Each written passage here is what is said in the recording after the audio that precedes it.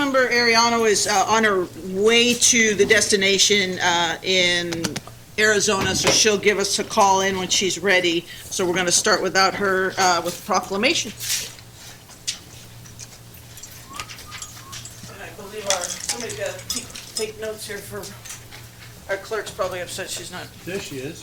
There we are. Okay, great. Don't you know how to spell yet? Okay, so National Get On Board Day. Are you ready? Oh, we're gonna bring y'all up. You got more? Yeah, family. Never want to be alone, right? So this is a proclamation about National Get On Board. And whereas April 25th, 2019 marks National Get On Board, a day to showcase the benefits and build support for public transportation, as public transit offers economic opportunity and powers community growth by driving economic development and revitalizing neighborhoods. And whereas the City of Turlock recognizes that public transit is an important part of our nation's transportation system, providing citizens with travel options as well as helping people save money, improve the environment, and positively impact America's quality of life. And whereas every $1 invested in public transportation generates approximately $4 in economic return. Whereas 87% of public transit trips directly impact the economy by connecting people to jobs or retail and entertainment venues. Now, therefore, I, Amy Bublak, by virtue of the authority invested in me as mayor of Turlock, and on behalf of the entire City Council and our citizens, do hereby proclaim that the City of Turlock will join the American Public Transportation Association and public transportation system across the country and participate in National Get On Board Day on April 25th. Here you are. I know you want to say something. Come on up. Oh, Come on. Oh, you can make her do it. No. thank you, Amy. It is Free Ride Week this Thursday, the 25th. Yeah. And so we hear that the hardest trip for public transit, it gets a little complicated with schedules and maps and stuff, but the hardest trip is the first trip. And so the free ride makes that a little easier. And once you tried it, you'll find that it's not that complicated after all. Thank you. All right. Thank you so much, you guys.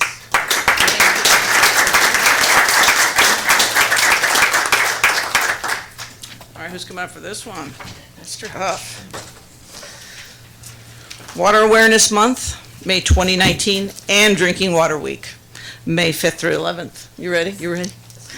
Whereas the health of California's population and the prosperity of our farms, businesses, and communities depends on a reliable, high-quality water supply, and whereas the California Department of Water Resources has designated the month of May as Water Awareness Month to highlight the importance of California's water resource, and whereas by encouraging appreciation of the value of our water, and by educating consumers on efficient water use and conservative practices, we help to ensure a sustainable water supply both now and in the future. Now, therefore, I, Amy Bublak, by virtue of the authority invested in me as mayor of Turlock, and on behalf of the entire City Council and all our citizens, do hereby proclaim May 2019 as Water Awareness Month and designate May 5th through the 11th Drinking Water Week. Mr. Huff? Excellent. Thank you so much. Thank you very much. Well, I think we can all agree that water plays a critical role in all our lives. Unfortunately, as we witnessed in the recent drought, fresh water is a limited resource, and conservation is crucial, especially as we address both climate change and population growth. So on behalf of the Municipal Service Department, we'd like to thank the Mayor and Council for your continued support, for helping us protect and preserve our most precious natural resource. Thank you.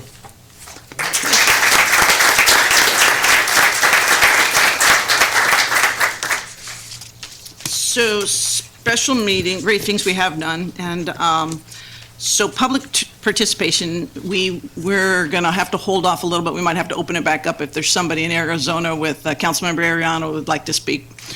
Probably not going to happen, but public participation, I do have some blue cards here. You have 5 minutes to discuss anything. Don't have an expectation we're going to have a dialogue necessarily. We have a lot to handle otherwise. Mr. Johnson, you are first.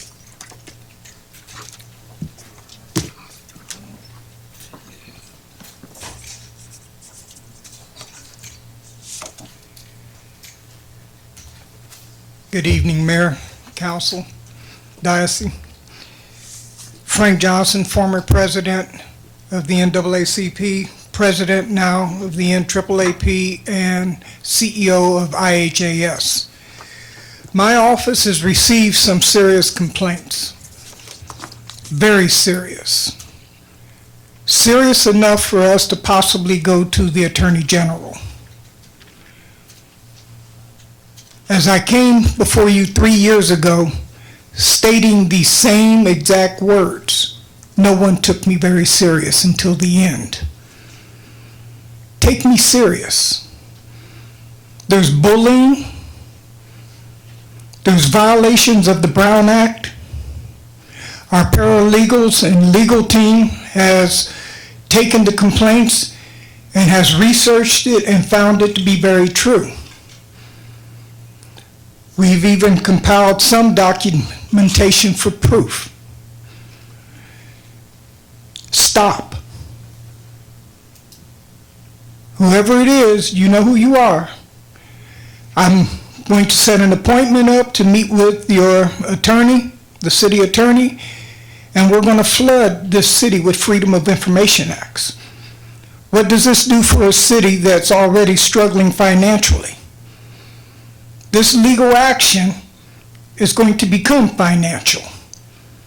If it doesn't stop and one more complaint comes in, it becomes a class action suit. Can the city of Turlock afford this? This is not a threat. This is a serious allegation. Thank you. Mr. Franzen?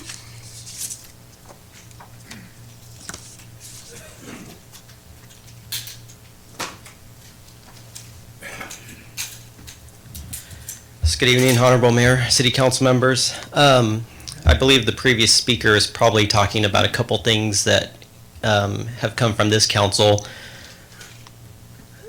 I have an issue that is also sort of similar to the past with the former mayor that we had, and there were 2 bullying cases. I think one's still pending that will be settled.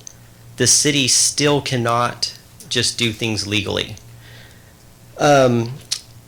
So I had some comments from council member Andrew Nazrati from the government official page, which shows the email of the turlock.ca.us.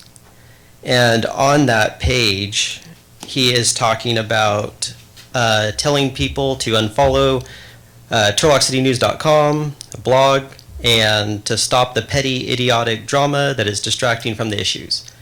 A lot of the issues that a lot of people know about, the reason they even come to the meetings or even know about the meetings, are from that page. The Journal and the Bee, which have even been criticized by the same council member, don't even show up here. Don't give public notice to show up here. He also goes on to say that it has 36,200 followers and that let's get that number down to 0. Fortunately, we've grown since then. And also he says that we have to end the reign of fake news. The only problem is that he already said there's also not the newspapers covering the council. So really he just wants no news, and he wants this to get down to where people come to him.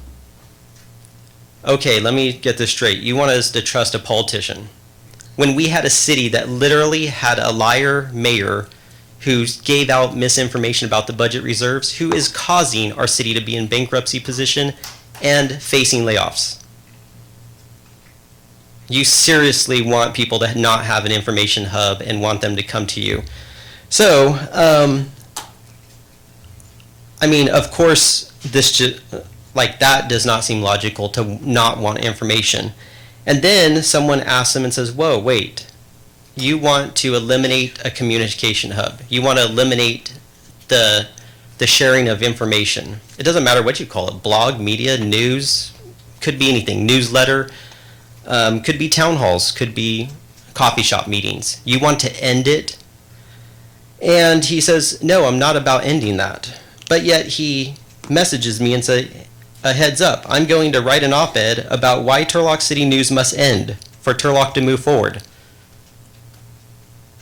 lie to the person that he commented with, saying that he didn't want to end it. Then we have some other issues. The fact that that's a government page, or it says government official with the turlock.ca.us email on it. Of course you do that to get credibility. I mean, he's only got 300 something followers. You have to be a government official, which he just spoke about the last meeting, wanting to have a dedicated staff for him and a homeless commission. Again, unilateral moves, which the former mayor also did. And we ended up with micromanaging and bullying cases. But on that government official page of his, he talks about, so I'm not asking you to trust a politician over the press. I'm simply asking you to not trust an unstable man's blog when shaping your opinion. He also goes on to say that I'm erratic and that I'm unstable. And I'm like, I've been doing this for a long time on this, usually the same topics, by the way. Roads, budgetary issues, filling the vacant police officer positions, watching overtime, communication and transparency. How am I the most evil person in Turlock? He's saying that he doesn't want my opinion, probably because of what he referenced, that I have 36,000 followers and he has 350. So he wants to eliminate that and make it to where people come see him. In private, he's always asking for people to come meet with him. Why don't we have that discussion online? Why don't we have that discussion right here? And he's also now trying to attempt to oust the mayor from a mayoral group about homelessness. He sends an email and includes the other council members. I believe that's a possible Brown Act violation, but for sure goes around the intention of doing the public's business in public. He says he's going to pull the item, he's going to talk about it. This is not okay. We've had bullying cases in Turlock. This is illegal. And I'd like to get statements of disavowing these actions from our government attacking people and having opinions just because they differ from his. And it's not erratic when someone has a Can we stick to the 5 minutes and then also a preformed idea of saying, hey, 2 plus 2 Mr. isn't Franz- 5, just because I act Mr. quickly does not mean that it's erratic. Mr. Franz, hang on. Okay? Your 5 So- minutes is up, hang on a second. Okay, you guys need to Counselor? take legal action. Thank you. Counselor, Do I? hang on, Yeah. let her respond. We've had many attorneys in the last couple of years that have said we can't speak, we can reply, we can't reply, so I'm asking the attorney today. To reply to the public comment this evening, at this point, my recommendation is that I or our office confer with city administration, so the city manager, and we can provide further comment and direction for the next meeting. So at this point, my recommendation is Not to. yes. Supervisor Chiesa?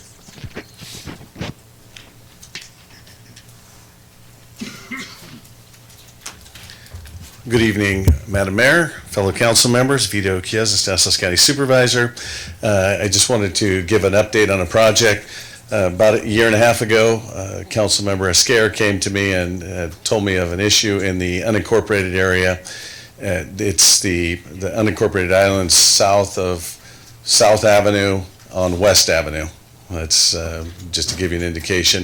I think Cunningham School was a magnet school, or Wakefield, and the kids were walking north. There were sidewalks there, and now they're going to be walking south to Cunningham. And so we embarked on a sidewalk project to put sidewalks on one side in the unincorporated area. He had asked for an update. I hadn't given it to him, and we haven't heard anything in the last 3 or 4 months. I wanted to tell you the design was about 75%. They're going out to bid in July. They expect to award in September, and construction will begin shortly thereafter. So October, we have an expectation of getting that done. Also, all the roads in the unincorporated area in that same general area are going to be chip sealed or slurry sealed next year. They're slated for next year, and work begins about this time of year. They were doing Hickman today. I happened to go through the construction zone. So again, thank you again for bringing that to our attention. That's an important project on that side of town. I also wanted to invite everyone. I know that tomorrow the mayor and myself are doing a press conference, and then the next day, Thursday's the big day. There's Turlock Government Night. Every year almost every year, I host a government night where we have the congressman, so it'll be Congressman Josh Harder, we have Assembly Member Adam Gray, the mayor, and myself, so we have all levels of government, federal, state, county and local, here to answer your questions. It's an open forum, though. Everyone will give an update as to what they're doing, what their priorities are for the year, and then we take questions. Starts at 6 o'clock. It's the Carnegie Arts Center upstairs in the main ballroom. It's called, I should know this, it's the loft room. Did someone say that? You said that already. Loft, and there's some overflow. So 6 o'clock to 7:30. I expect everyone to stay, and I'll stay, and I'm sure the mayor will stay until it's done, but we look forward, and I invite you all to attend. Thank you. Thank you very much. Are council members ready? If you're ready to call her on? Yes, twice. She's behind. While we're waiting for that, I just want to say thank you, Vito, for the update. Appreciate that. Robert Allen?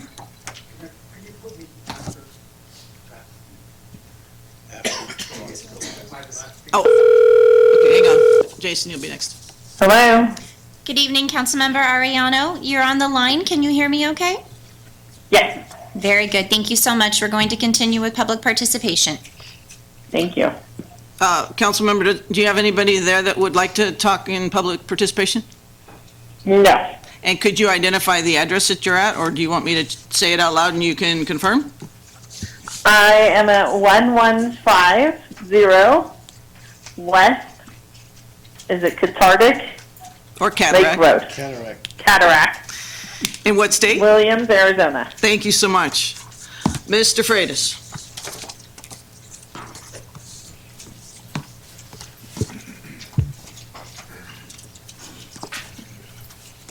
I am Jason Freitas. I just want to inform everybody about the street team, the cleaning that we're going to be doing. So you all know, we're going to be out starting tomorrow. It's going to be on First Street to Main Street, so you'll see the people working, the people that actually care for Turlock. So just wanted to inform everybody. I will be here to let you know at most of the council meetings of the attendance and outcome and what to look forward to. Thank you. Mr. Allen? If there's anybody else that has cards or wants to speak, let me know. Good evening, council members and public. My topic is on homeless. I have a homeless ministry, bringing health and safety and transportation to the needy. A lot of the things that we've talked about, I'm on a couple of committees with the city council, also trying to figure out what we're going to do with the funds that are going to be available. One of the things that we need to represent is mental health. You can't be putting the mental health people with general population. There's going to have to be a little bit of separation. Also, drug rehab. People who have been that want to stay clean cannot be with the regular population. So we're going to have to, decide how we separate evenly and provide services. The money that's available, my understanding, is for housing, which doesn't really solve the homeless population because that's down the road years. So how we can solve a lot of these problems now is by praying about it. Let God lead us in this. Let Him decide what we need. The homeless people know what they need for day to day. We don't want handouts. We want a hand up. We want to work for what we get. Even if it's volunteer work, but 2-3 hours, minimum wage is what now, $11 an hour? We're going to have a little compromise. We're going to have to, provide services to compensate for that volunteering work. My plan was showering at Planet Fitness. Get them showers. That way they have a place to go, clean up, feel good about themselves. Also, a bathroom.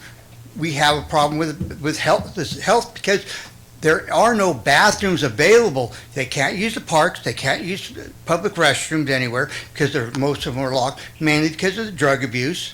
That's one of the major problems, and that's another issue we need to address is stop the drug dealers. We need to identify which places are the houses that provide that for the homeless, for every citizen in this town, so that we can stop it, then we can help these people when we cut that drug off for them. Thank you. Available. They can't use the parks. They can't use the public restrooms anywhere because most of them are locked. She's getting feedback from her. She's on, She's watching it on video. right. Councilmember Ariano, are you still on the line? I am. Yeah, it just has a fax feed. So Mute your computer so that you I can hear did. us live. All right, perfect. Thank you so much. I believe we have a master's in social work class here. Does anybody want to come up and say something? You guys should be helping us out. Tell us tell you how you're going to help us. Nobody? Yeah, come on up. You made it all the way here, why not?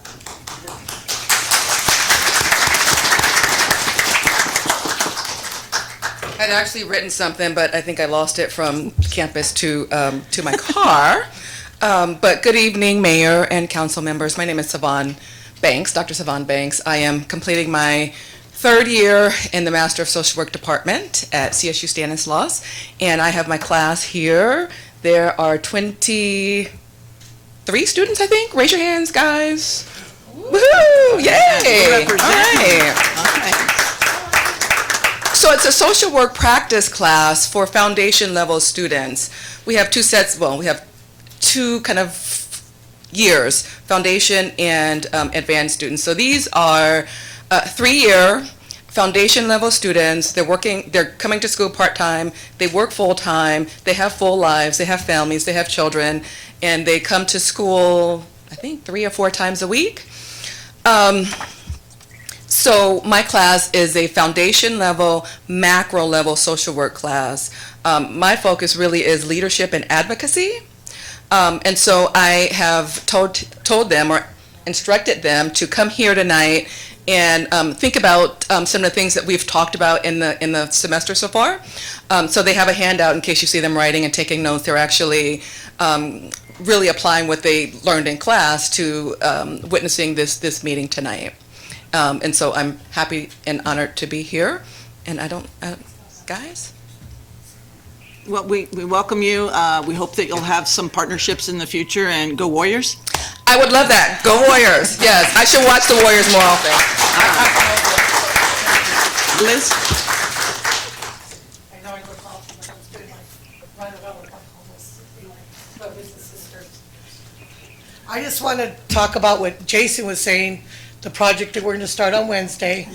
And we are working with people to get showers for them at the Platinus Fitness and church with Ellie. They're setting up so they can have showers, so after they work, they'll be able to take a shower after. So we are working on that right now. So everybody's all excited. We're up to 25 people now. So we're gonna start on First and Main tomorrow. So we're ready to go. Thank you. All right. Mr. Puffer.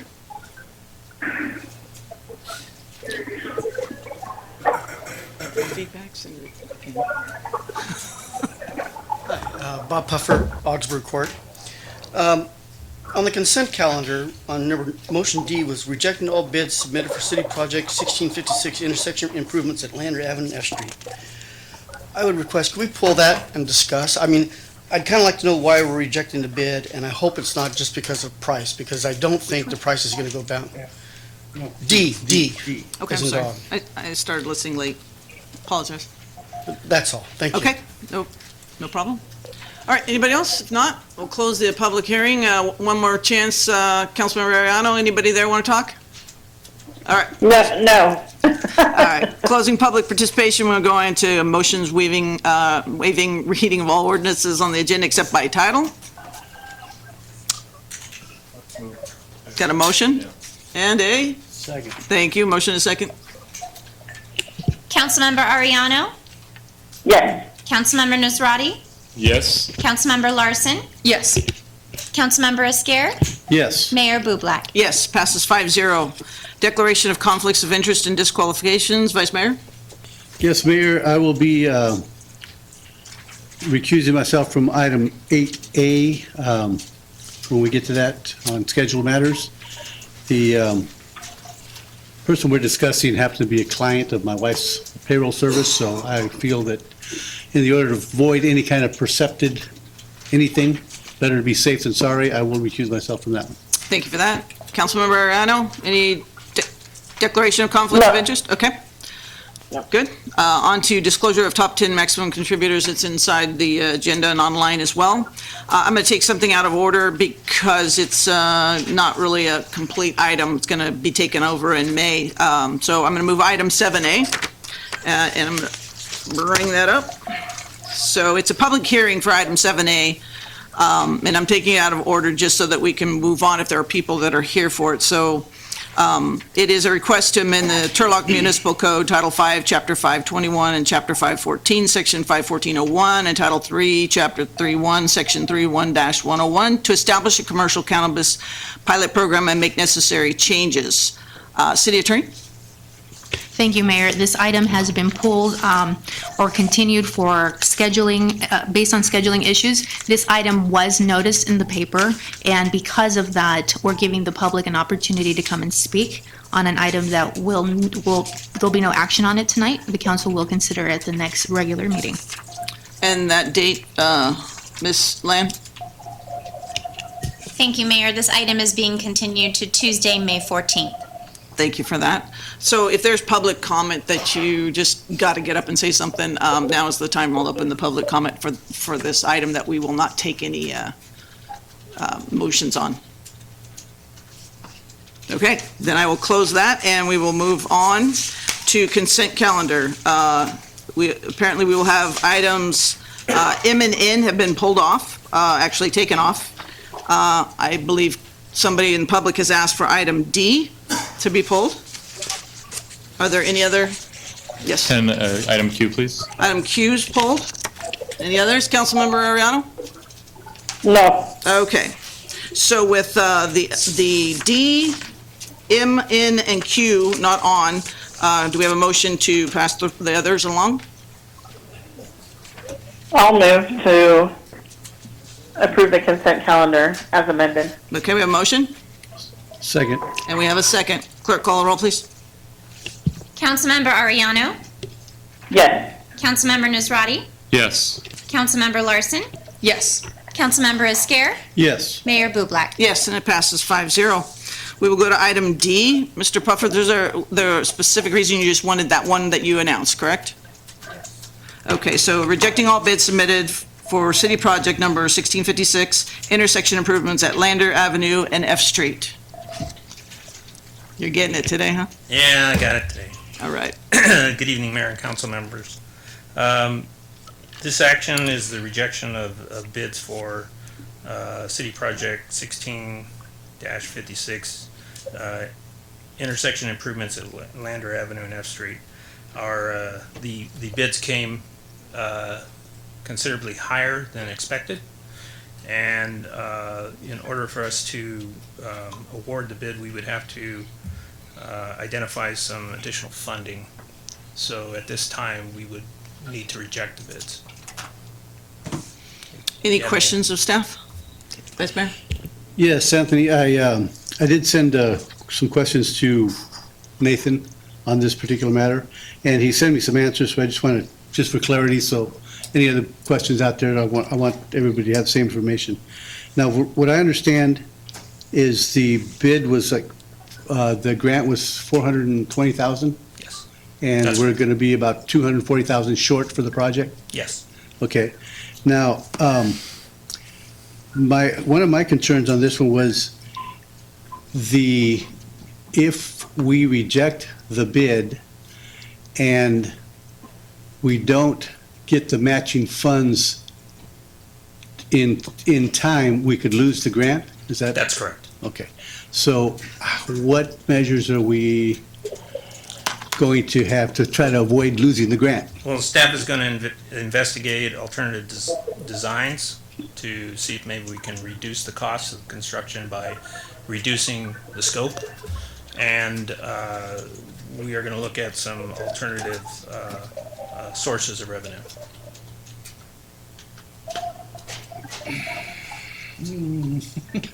Well, as in the past, I have always not been a fan Just give questions. of rejecting.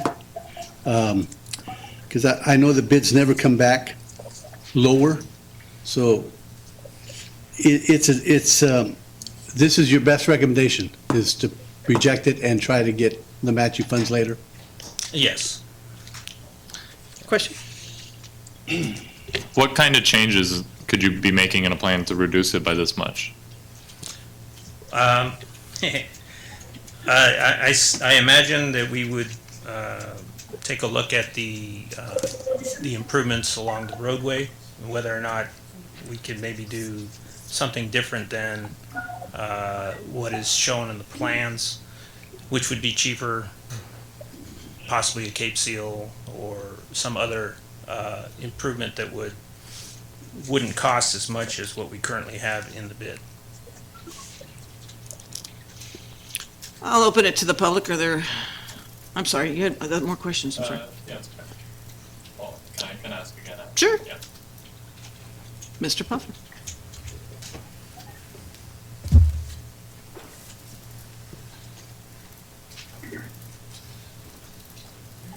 Nathan will have a good laugh on this one. It says intersection improvements at Lander Avenue and F Street. It's on my understanding that Measure L money is supposed to improve Lander Avenue pretty shortly, or it's scheduled to be. Is that right? Do me a favor, Mr. Puffer, I'm trying a new thing here. And if you sorry. could ask all the questions, Oh, and then I'm we'll have sorry. staff do I'm it. sorry. Thank you so much. I'm sorry.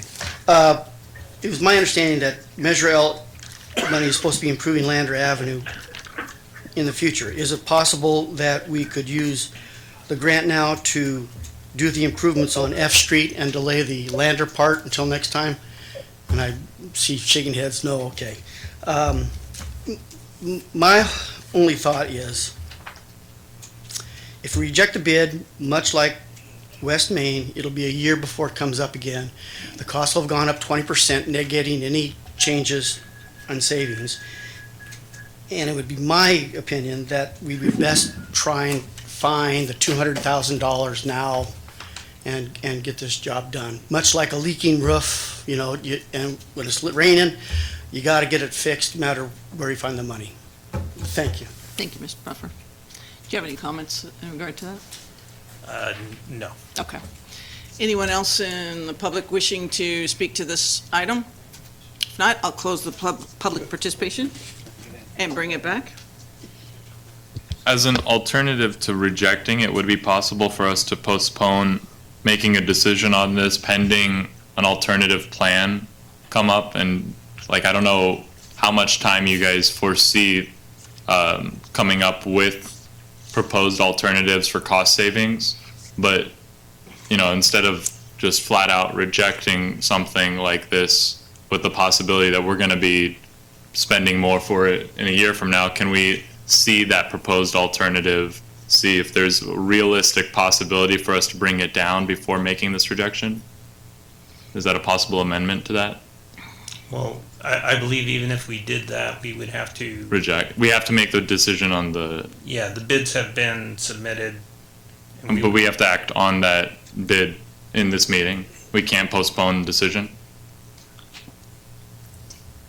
Table it for. I imagine you could, but the bids have a limited amount of time that they're good for. And so we may wind up by the next meeting already be beyond that time. So Who would know that information? Is that is that something that you would know when the timeline is for that? Anyone else on staff? I could find out what that is unless Stephen knows. Not off the top of your head. We don't know. I don't know what was put in the bid for the timeline that. How many submitted? Just two. And the other was? It looked like there was 3. And the price that we're missing? Oh, no, there's only 2. 200? Yeah, there's only 2. So 470 is the lowest. 470 is the lowest, and you said it came in over by how much? 200 something? Yeah. I believe it was 240,000 short. 240. So at the risk of sounding argumentative, I have to say that how much money was that money that we're talking about that could go for roads? It was 300,000 that we kept talking about. Wasn't that much? And now that would be the perfect amount of money to put into this and fix a road. Sorry, I just had to say it. That wasn't a question. It was not a question. We brought it back. Questions are done. We're back to comments. So what's the will of council? But it seems like we're nickel and diamond, but we're stuck in a bad position. Is there any options, Mr. City Manager? Thank you, Madam Mayor. I just want to kind of bring everybody back to the notion that the reason these bids are where they are is because we originally planned this project in 2014 pursuant to a federal grant. The delay is not on us. The delay has been on the federal government making good on these types of projects. This is not the first time we've had to come to council with an issue like this, where we prepared a project budget, gave it to the feds, everything was in line with what was estimated at the time, and by the time Washington gets done dithering over stuff, this comes back and it is now a significantly more expensive project. This wasn't that the bids came back more than we thought they were going to come back at based on the last week. This is structural, it's construction inflation, and if we were to look at this project, I would submit that we might want to be looking at a number of different projects in which to invest our money now as opposed to 4 years ago. So what was a good project 4 years ago for the amount of money we would have spent 4 years ago may not any longer be that, may not have the same effect we'd like. If I may pose a question to Anthony. Anthony, generally in the bids, there's a life, 30, 90, 120 days. Do we know what the standard would be here for one of these, for a paving bid? Well, or a road work bid? When I used to do capital jobs, Sure. it was 30 days. Okay. But it may be 45 days today. Okay, and we've had this for approximately how long? It's that I don't know. Okay, so no, we don't have to terminate. We don't necessarily. I don't necessarily have to ask you to reject this bid. It may fail of its own accord if we don't engage on it. If council thinks, council would like more information, I'll certainly direct staff to go pursue that. But the bid may be moot by then anyway. Councilmember Ariano? I'm going to try to be brief because I have a background noise here, but this is a perfect example of the Measure L funding. Since we don't have projects available, we do have projects available and the funding is not available. That's what Measure L was supposed to be for, to mitigate those issues. So I think, the rejection of the bids are going to come in higher, considering the timeline. So we're 5 years past the deadline of when that was supposed to happen. Is that correct? I think if I may, the issue with this bid is if we rebid it a month from now, it's going to be probably pretty close to the same. The gap, this isn't a bid that was done 4 years ago. So the gap between our estimate and the correct our estimate then and this amount now is probably not going to significantly change in a short period of time, say in another month. I doubt it'll go down, but on the other hand, it's not going to go up another 200,000 by the time we rebid it, unless that takes a long period of time. I know, but does that have the plus or minus the overages as well? I'm not, okay, I'm not sure. A change order? On the, How much do we usually put in for a change order of that magnitude? This is approximately double what we had anticipated it being. Am I in the ballpark, Anthony? If the budget, if the bid was 400,000 and we had budgeted 200 and something thousand, was that the original amount? Yeah, generally that, Yeah, so the bid is twice what we'd expected. yes. Okay.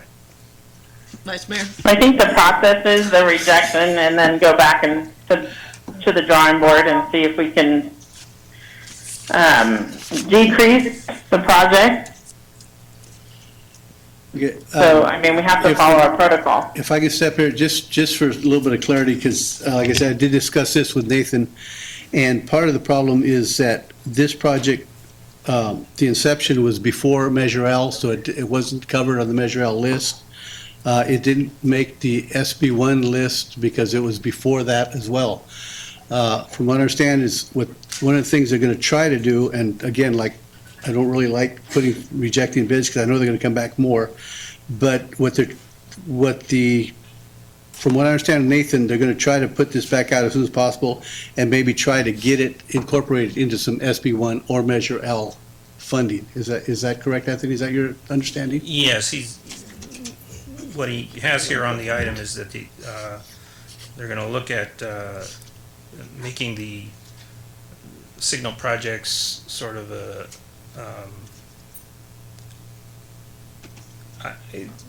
as identified as projects as needed. Mr. Lawton? We can change that. And just to bring everybody back around to the subject again, if, this bid is for a certain set of specifications, if staff changes the nature of the project, reduces its scope, it's not simply, it's going to have to be rebid anyway. Right. And so if we're trying to reduce the cost to bring it back down, it's going to go out again, and it would be a different set of job specs, and so this bid would no longer be operative. We couldn't just say, well, give us a 30% discount on the bid because we took out this and that and the other thing. No, we would have to negotiate a change to reduce the scope, and usually with that, you don't always get a good reduction. Right, okay. Okay, what's the will of council? I move to accept the motion. Can we have a motion? Seconded. And a second. Councilmember Ariano? Yes. Councilmember Nusrati? Yes. Councilmember Larson? Yes. Councilmember Esquer? Yes. Mayor Bublak? Yes, and it passes 5-0. Hopefully we can get a GoFundMe or something to get that going. Please let Anthony sweat. All right, item Q, resolution appointing the mayor, me, and the primary, I'm sorry, was there another? No, I'm sorry. And the primary, and city manager Lawton as alternate representative to the Stanislaus Homeless Alliance. Essentially what happens is, this is a new group, and so we're all kind of trying to figure out where the mayors are at with this. And then if that person can't make it, an alternate then would be staff, which would be our city manager to represent, much like the StanCog formula. And so I would offer up the conversation. I guess before I get into it too much, I do want to talk about a general strategy for us as a council to understand how we can combat alternative truths, how we can combat a bully. I asked a lot of people for advice on how to deal with a bully. Some people told me you just punch him in the nose and he's a coward and he'll run away. Other people say, you just got to ignore him. He's desperate for attention. My 6-year-old niece gave me the best advice. She said he probably just needs a girlfriend. He needs some love in his life. But what's important that we recognize is that there are people out there that will purposely try and divide us. the fact that this effort for me to work hard for our city on this issue is being politicized by someone is really, really sad. When the way you mention it, the way you describe it as a group of mayors to represent our county, to come up with some strategic stuff, if that was how it was messaged to me, there would have been no effort at all to be appointed. Everything I had heard was through the county and through Bob. And when we're talking about this issue, there's going to be one elected official and one city staff. And I really want to commend you for early on when I first got onto the council. You asked me, like, what are your passion projects? And you're a mayor that very much wants to help enable us individually as council members to do as much as we can that's good for our community. And I don't want drama associated with this issue. If we're creating drama, and the way I'm gonna play this card is just a white flag, because I'm not playing that battle. That's not a battle worth fighting. The battle that we fight is for this issue. I was only coming here. There was an effort by me to go and talk to all the people that I've been rallying around this issue, all the different people I've met with, and all the people that I hoped I had inspired to entrust in me this responsibility. I did not want to do it in a way that suggested I was trying to usurp the mayor in this position. I actually did reach out to the mayor to try and create a meeting with her and align it, but you had already discussed this issue, and because of a Brown Act violation, I couldn't come to the mayor and reach that agreement before I made my efforts. So when I couldn't coordinate with the mayor, I sent a message to all of those people that I had talked to. And I sent a message saying, guys, I'm ready to give myself to this. I care a lot. And the fact that we have a person that believes that he can just do whatever he wants and he could influence us and change our decisions is the reason I believe that we'd be better off if we didn't pay it any attention and we focused on the issues. I don't want this position. I don't want it anymore, because that's not what this is about. I want the Turlock to put its best foot forward, and I want to be able to help you in every way possible to represent us in that group. That's all I want. And the rest of my recommendation was that there is concern of many that are involved in the formation of this group, that there is some institutional knowledge that is being lost as Stanislaus creates yet another version of something that's going to address this problem. And I was hoping that maybe it would make sense for us to be sending staff representatives that have been in this conversation for a very long time. Vice Mayor. Yes, when I saw this also, I saw the list of the rest of the people in the county, and what I saw was a list of mayors and a list of city council members. So to me, it was only natural and automatic that Turlock follow the same suit. It kind of made, I got several emails and letters from interested constituents. Actually, some of them aren't even in my district, but they had concerns about this issue, and I just, to me, I saw the list. Everybody in the county that's on this is either a mayor or a city manager. So I have no issue with this whatsoever. I also followed the same line of thinking that after looking at the makeup of this regional committee, that it is in our best interest to put the mirroring representatives of that group and with the city manager to be able to make those decisions and have the institutional knowledge of our operation as a whole when we're talking about these higher up issues from that level. But I also really agree that I think this is proof that the messaging around this issue did get out of hand.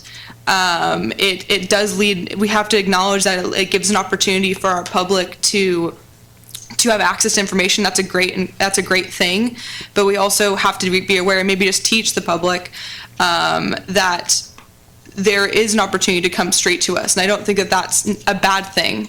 I don't think that if you don't trust the politicians that are elected here, then don't elect them. And if you voted them in, then trust them and go to the heart of the issue. And if they can't have that conversation with you, then there was a mistake in that election process. But if they're willing to have that conversation and be willing to have it up here, and really a testament to, I think, Councilmember Nasrati's character to address that in that way, it shows that we are a team up here. And there is support for each other on these regional issues and regional committees. And I think that that's really important, that if there is one message that is marketed after today, that this is what happened. Take a clip of this 4-minute conversation. I think that'll clear up a lot of issues or a lot of ill will or ill perceptions of the people that are up here. So that's my 2 cents on it, and I'm totally in agreement and have been in agreement with this staff recommendation from staff. I'll open it to the public.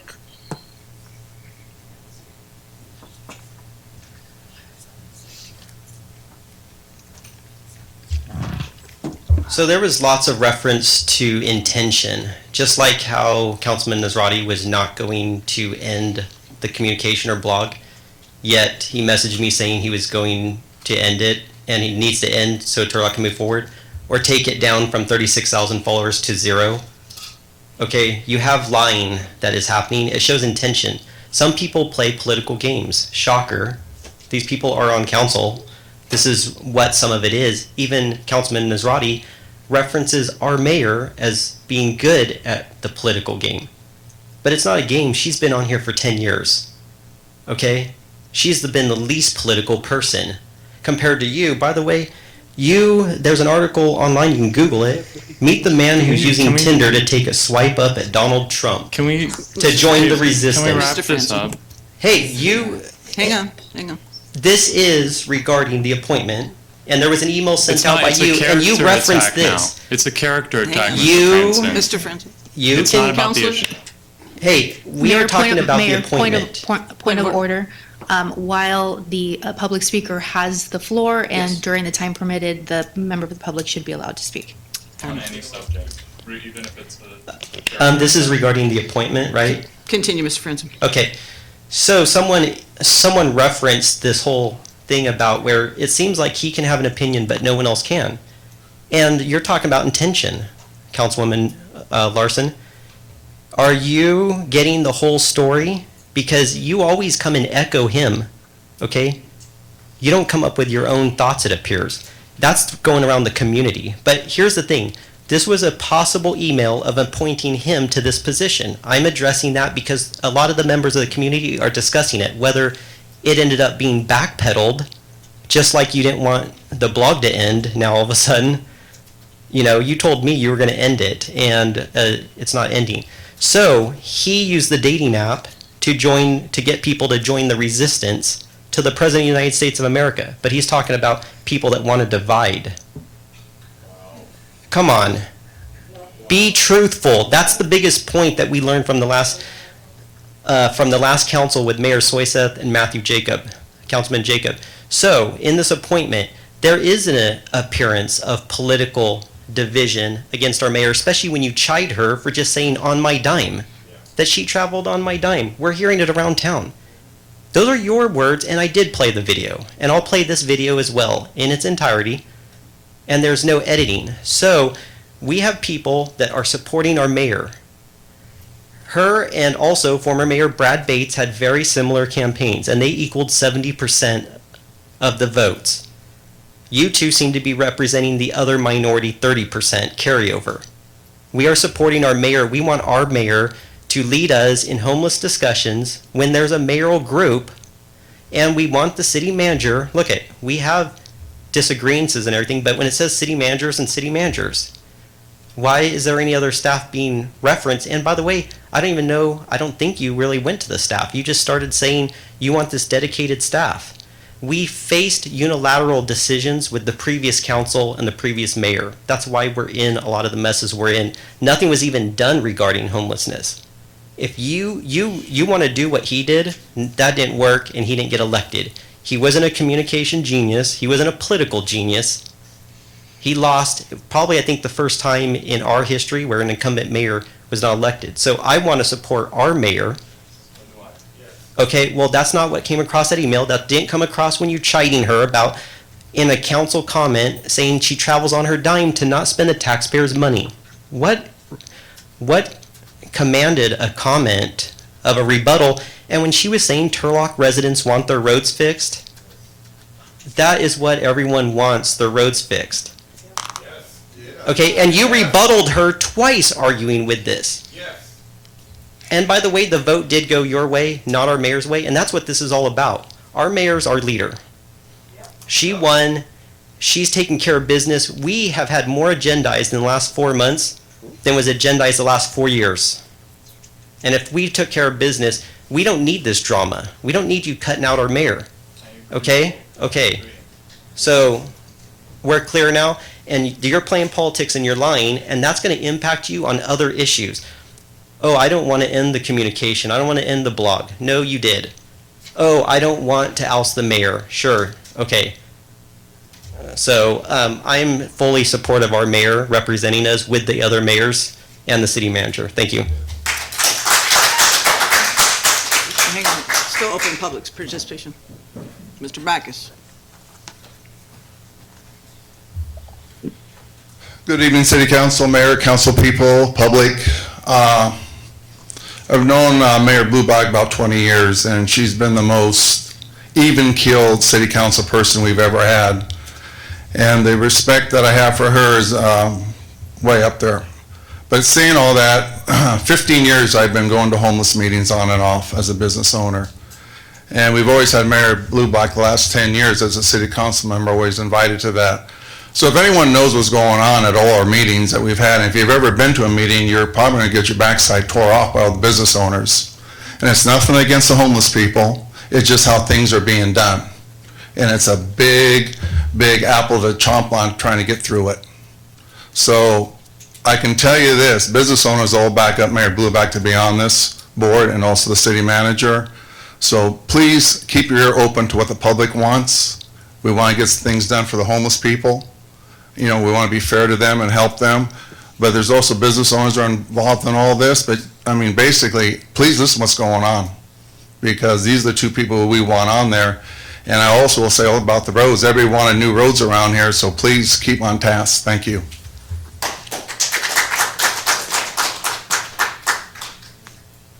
Ms. Padilla.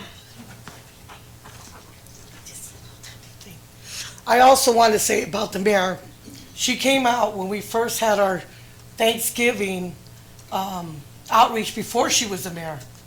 And even the city manager was there, and he was like, wow, this is like awesome. And all the homeless felt like they had hope because somebody was coming in that really cared about them. And we trust her. And I think she should be respected. And I just only seen some of that stuff that you wrote on that government Facebook.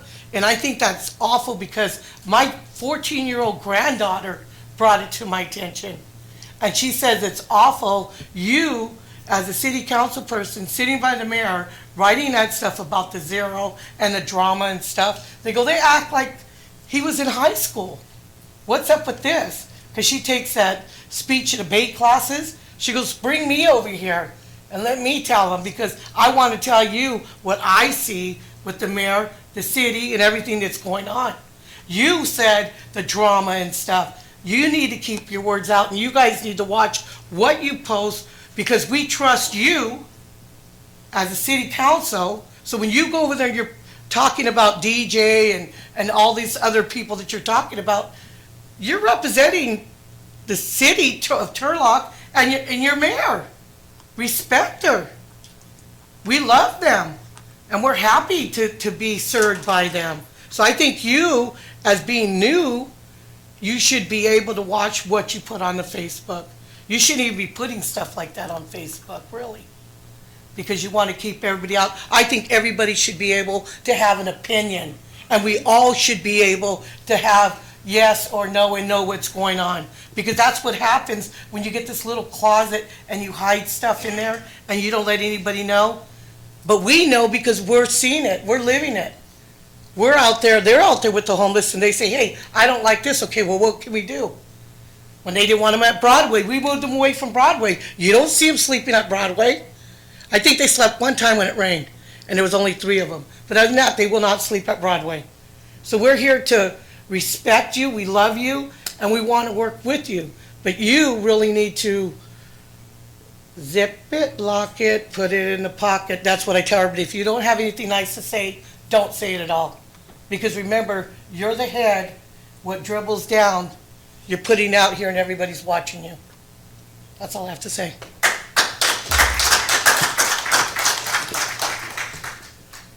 Julie?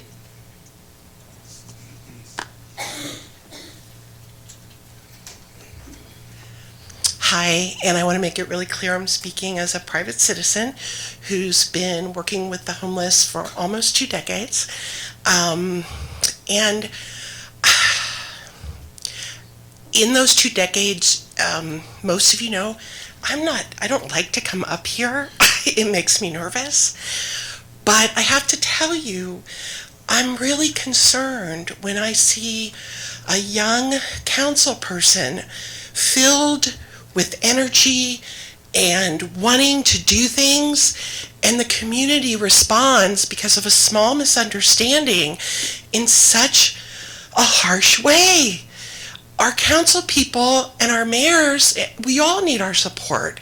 And I would just like to say I appreciate what Council Member Nazarati has done, because I've seen him learning at the shelters. I've seen him there.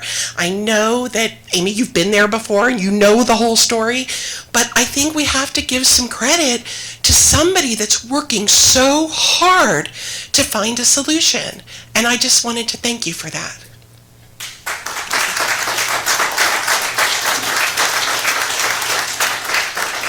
Anybody else?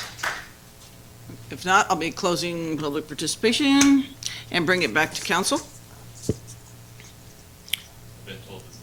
We have to talk. Can I move to get this Once approved or make a motion? Can I move to do it? Because again, I just want to echo, if there was drama created, it's accidental. When I say that I want people to come directly to the source, it's not because I want you to trust me. It's because I believe that I want as many people engaged in this issue and engaged with us and to talk to us and to try and understand what we're really trying to do. I will accidentally say things that will upset people or will be able to be spun in a way that is not representative of my character. That's gonna happen. I agreed to that unknowingly when I decided to sit here. But I just hope that we don't give in to the games of the past, because like I said, I am not fighting that fight. I don't want it. I will move to accept the item as it is. Second. I'll second. And a second, the third. Call the roll, please. Vice Mayor, do you give it to Becky, or you want it? Becky, you want it? It's yours. Now let Andrew have it. Well, he had the motion. You want? Oh, now we're passing. I'll around. second it. Call the roll, please. I can't hear it. You're good. Thank you. Councilmember Ariano? Yes. Councilmember Nazrati? Yes. Councilmember Larson? Yes. Councilmember Esquer, Yes. Mayor Bublak. Yes, and it passes 5-0. On to scheduled matters. We have 8A, request to approve amendment, and you're leaving, taking a hike. Amendment number 1 to an agreement with We Care, a nonprofit association, to add additional $20,000 to their 2018-2019 Community Development Block Grant Public Service Contract. Ms. Pitt? Do you want your aspirin back? Okay. I'll get it back from you later. Yeah. Good evening, Mayor and Council. The purpose of this item is that, as you know, the City of Turlock and many of you have served on our Community Development Block Grant, community grants, where we set aside funds of a certain amount to distribute and help build the capacity of our nonprofit partners in dealing with things like emergency food boxes for seniors, senior meals programs, We Care Shelter. As part of that, they, in that application, provide us with a full budget of their operating to which we can examine and score leveraging of how they use dollars. Last year, We Care was awarded July 1st, $85,000 of emergency shelter solutions dollars through Stanislaus County and the state of California. They have yet to receive those dollars. The county has finally asked the state to advance the dollars, and for whatever reason, HCD's got organizational issues that we have yet to sort of figure out what the deal is. However, they're coming to the end of the shelter year, and without some kind of additional assistance, they will need to close early. That will put an additional 49 men back out on the street. So in our effort, we have brought to council for their consideration our intent to add an additional $20,000 to their community block grant funding to assist them in bridging their operational costs, while we're actually working with the county as well to get an advance for them to finish the year. So this is the intent of the item, that we are adding $20,000 to their current grant to assist them in keeping the shelter open. I'd be happy to answer any questions. Questions? Is We Care program eligible to access any of the HEAP funding as well, in addition to this? They will be, however, there is currently no HEAP funding available yet for the nonprofits. I'm sitting on a panel for the NOFA for the funding, but it probably won't be available in time for them to access it. Councilmember Ariano? You got any questions?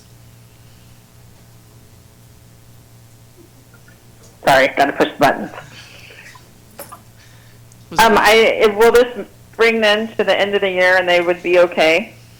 No, they still have a shortage, but this is what we feel that we can do to assist them, and they're working with Assemblymember Flora's office to try and access and provide some movement with HCD.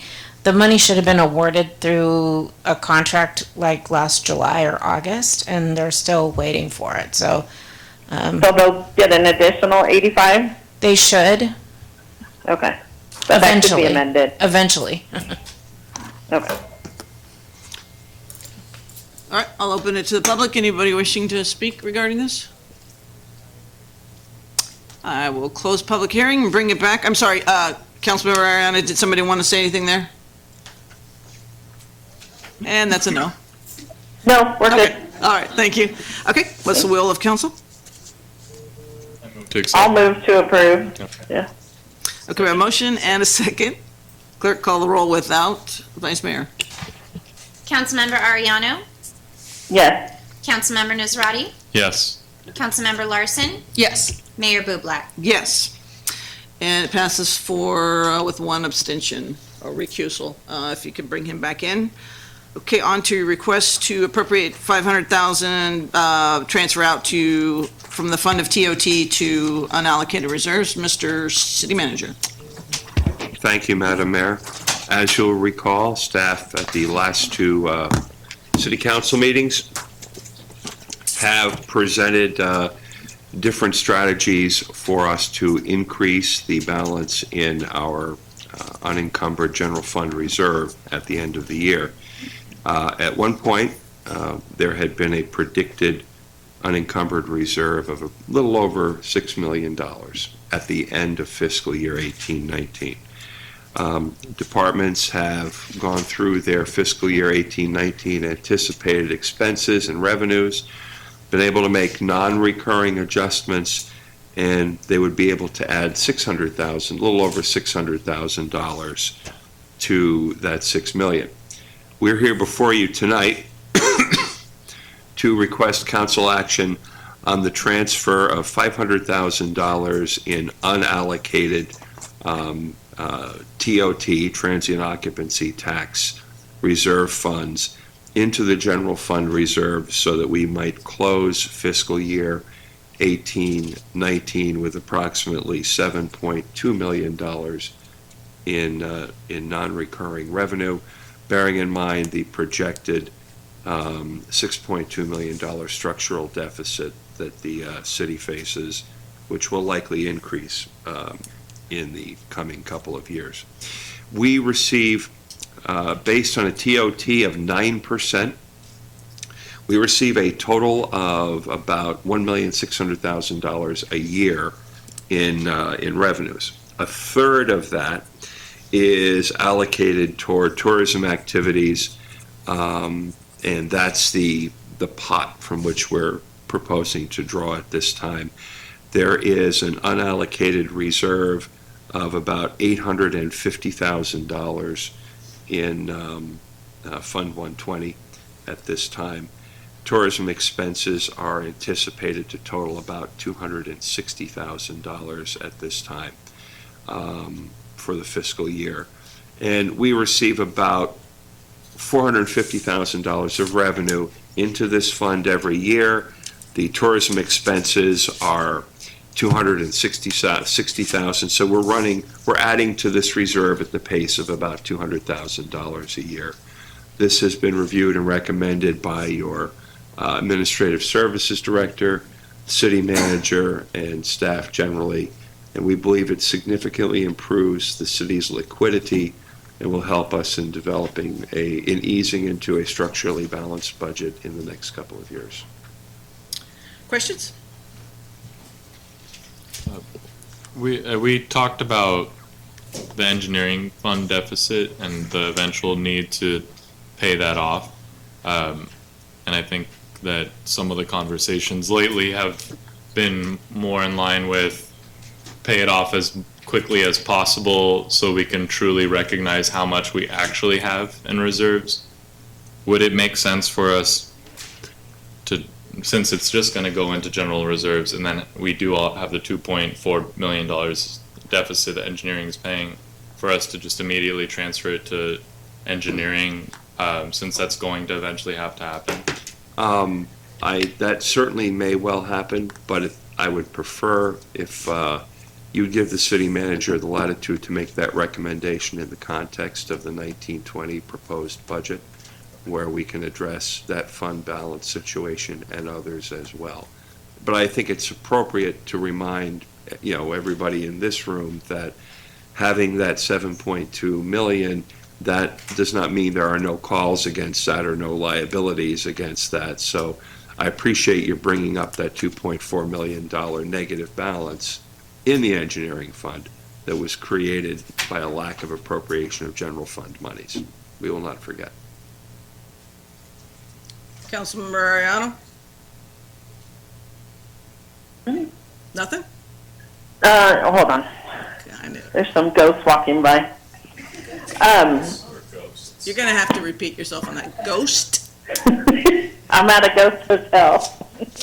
Goats or ghosts? Wow. Ghost. Anyway, is this, are we still working on the 18-19 budget deficit, or have we moved forward on to the next 19-20? Are we done with the cut 18-19? If I may, Yes, Madam please. Mayor. This would be applied against the 18-19 budget gap. Right, but we're still looking for money for have 18, not- 19, or are we done? We have not given up the search, Madam Okay. Council Member. There's more couches. Okay, I'm going to open it to the public. Anyone wishing to ask any questions or speak to this? Seeing, oh, yes, Mr. Cranford. It looks like the fair's going to come give us money. I wish I could. Mayor, Council, I'm Matt Cranford, Stanislaus County Fair. Regarding this, the funds and the money, I understand the budget deficit and pulling in money to make up the fiscal year 18-19. Does this also affect the 19-20 fiscal year with no funds in that account? Mostly because events do come to us throughout the year. It has made Turlock and the fairgrounds more attractive to have their event because of the money and the special grants application process with the city. So as we do make budget cuts, I want to put that out there on the table just for consideration, 18, 19, 20 on the attractiveness of Turlock, increases the TOT, ancillary costs, dining, so on and so forth. Thank you. Thank you. Mr. Lutton, or do you want Ms. Pitt? You got nothing? If you're ready, I think we've stated the case. If there's any questions from council, I'll be happy to address them. Yes. This might be for Director Van Gilder. When I was on the Park Arts Recreation Commission, we talked about TOT funds being designated for some projects, such as a lighting project for Pedretti Park. How would that affect these projects? That fund balance is exclusive of the money that's set aside for Pedretti Park, as we reflected in the write-up. Perfect. So there's that 1.6 and 1/3 of, yeah. Okay. And then we get it on a quarterly basis, correct? So we should start seeing a little bit of money come back in, and hopefully we'll start kicking in tomorrow with economic development. All right, so what is the will of council? Move to appropriate 500,000 to the fund. Got a motion? Second. And a second. Clerk, call the roll, please. Councilmember Ariano? Yes. Councilmember Nisrati? Yes. Councilmember Larson? Yes. Councilmember Esquer? Yes. Mayor Bublak? Yes, it passes 5-0. Next is a request to accept the City of Turlock Fire Department annual report. Chief Taloni.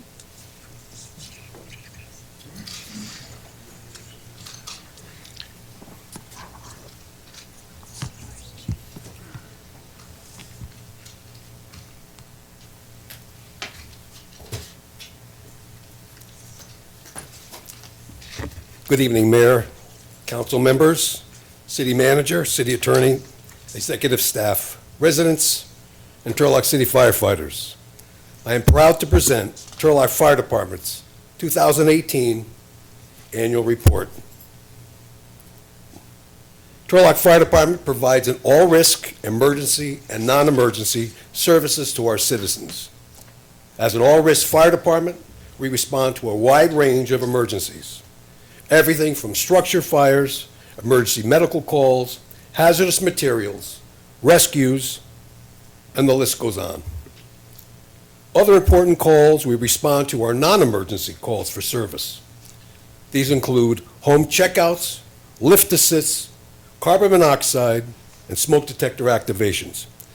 These calls affect the quality of life of our citizens.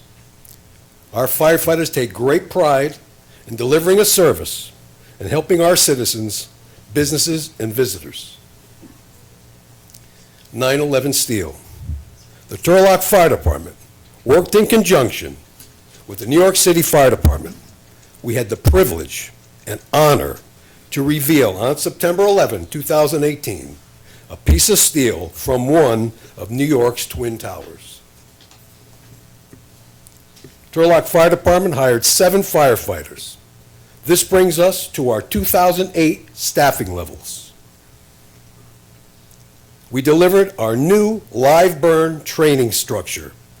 This structure provides hands-on live fire training exercises, similar to actual working structure fires, and assists us with execution and operational proficiency on the fire ground. Today, live fire training is not an option because lives depend on it. Lucas device. Having a cardiac arrest in the field can have dire consequences. To increase patient survival, we have added 4 Lucas devices on our apparatus at zero cost to the city. A Lucas device is a mechanical chest compression device that helps Turlock firefighters deliver life-saving, high-quality chest compressions to sudden cardiac arrest patients in the field. Trained firefighters arriving on scene with this device have made a difference. Our total call volume for the year was 6,832. Since 2014, our call volume has increased with no signs of slowing down. Our city population is growing, more businesses are moving in, and traffic has increased. We take great pride in protecting the revenue that comes into our city. Our total engine and squad company responses were 9,544. This past year, engine and squad company responses have increased by more than 1,000. The calls are more complex and require more personnel on scene. The total calls by incident type are broken down into fires, good intent assist calls, service calls, false alarms, hazardous conditions, emergency medical, and rescue calls, 4,273. When response time is critical and effective emergency medical care is necessary, Turlock Fire is well positioned geographically, strategically, administratively, financially, and operationally. Turlock firefighters are directly responsible for saving lives. In 2018, firefighters regained the pulse of 28 individuals who were then transported to local hospitals alive. Of those 28 people, 3 individuals were in District 1, 7 individuals in District 2, 12 individuals in District 3, and 6 individuals in District 4. EMS makes up about 58% of our calls. Fire calls by type are broken down by structure fires, fires other than a structure, vehicle fires, and vegetation fires. In recent years, fires have become more dangerous for occupants and firefighters due to manufacturing and construction changes. Years ago, a family had on average 15 to 17 minutes to exit their burning home. Today, it's 4 minutes. The Turlock Fire Department averages 1 fire per day. Rescue and EMS calls by type are broken down into EMS basic life, motor vehicle crashes, other type medical calls, and emergency vehicle extrications. All Turlock City firefighters are certified EMTs, emergency medical technicians. The fire service in general, the Turlock Fire Department specifically, is known for its rapid mobilization. Firefighters are the nation's first responders, and fire-based EMS, like we have here in Turlock, gets us on scene faster to administer life-saving patient care. A comprehensive response within time limits established by the emergency medical community should be the goal for all EMS providers. It is routine for the Turlock Fire Department. Based on emergency medical service is the most efficient, effective for rapid delivery of all medical services. Calls per district. District 1 had 1737, District 2 had 1676, Districts 3 and 4 had 1660 each, and 99 were outside the city limits. Revenue from AMR, American Medical Response. AMR is contracted ambulance provider for the county. When AMR requests a firefighter to ride in their ambulance to assist with patient care, we bill AMR $247.93. It's a flat rate. We also bill AMR for lift assists when we are special calls. In 2018, fire received from AMR approximately $31,982.87. Revenue from DUIs, drinking under the influence. We bill for DUIs, vehicle crashes, and collisions. In 2018, we billed for 10 DUIs. 4 individuals paid, 6 are in collection. The money collected goes to offset expenses for that call, such as personnel on the engine and the engine time. We bill at the same rate as we bill FEMA for our strike team deployments. What was the figure on that? There was no. We bill for totaling $4,109.52 is the total. 4 individuals paid $1,879.62. We have collection of $2,229.90. Who are we billing to in that instance? The DUI person themselves. Oh, the individual. Yes. Yeah. Thank you. Special Operations Wildland Firefighting. In 2018, Turlock firefighters were deployed to 12 wildland fires throughout the state, including California's deadliest and most destructive, the Camp Fire. Devastated the city of Paradise, 87 people perished, 14,000 homes, and 4,800 structures destroyed. For our efforts at the Ferguson Fire, the Modesto Bee headline read, "Angels and Turnouts, what strike team out of Turlock did for Ferguson fire evacuee." Firefighter wildland deployments range from 16 days to 21 days. They work on the fire line for 12 hours or 24 hours, depending on their incident commander. In 2017, 2018, our FEMA OES reimbursement line recovered about $351,953. Our expenditures were approximately $321,130. So about 10% or $30,000 in administrative fee revenue was added to our budget.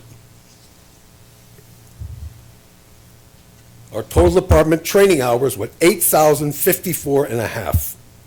We committed those hours to achieve the goal of mission readiness. Much of our training is mandatory per OSHA. Today's Turlock firefighters is a multifaceted individual trained in many disciplines. Firefighters are trained to quickly diagnose a problem and provide a solution for a positive outcome. We don't just mitigate, we solve. I have a question on the slide. So you say much is mandatory. How much in excess of what mandatory are we going? I'd have to check on that specifically. Thank you for your question. Our fire prevention division is staffed by only one person, the fire marshal. In 2018, a total of 64 business permits were issued.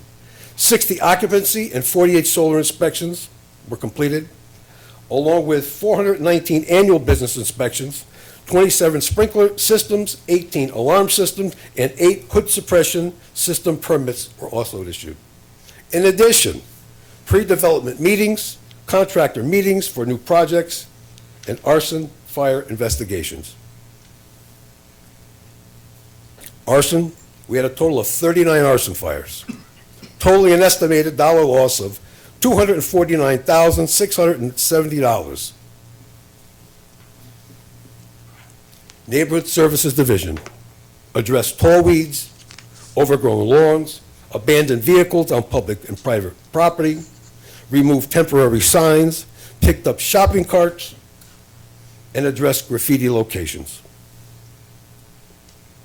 City of Turlock Ordinance, CTO, 3,150 homeless individuals, or CTO violators, were contacted. This averages about 12 interactions per day with homeless by staff. Social media, over the past 3 years, our social media followers have continued to grow. To highlight our year, we have prepared a brief video entitled 2018, A Year in Review, Turlock Fire Department.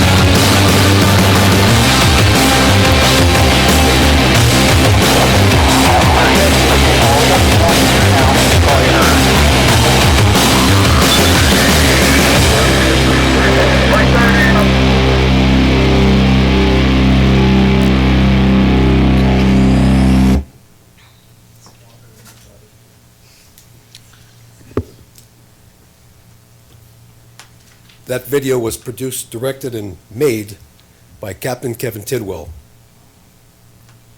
In conclusion, the Turlock firefighters provide uncompromising, personalized service. Firefighters are on the front lines of an ever-changing world.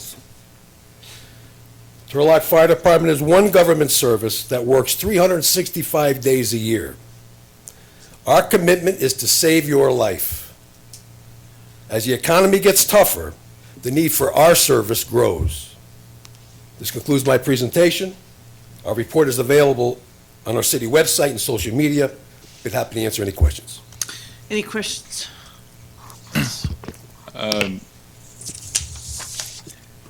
The most recent topic. The production of that video you said was produced by Captain Tidwell. Is that done while working?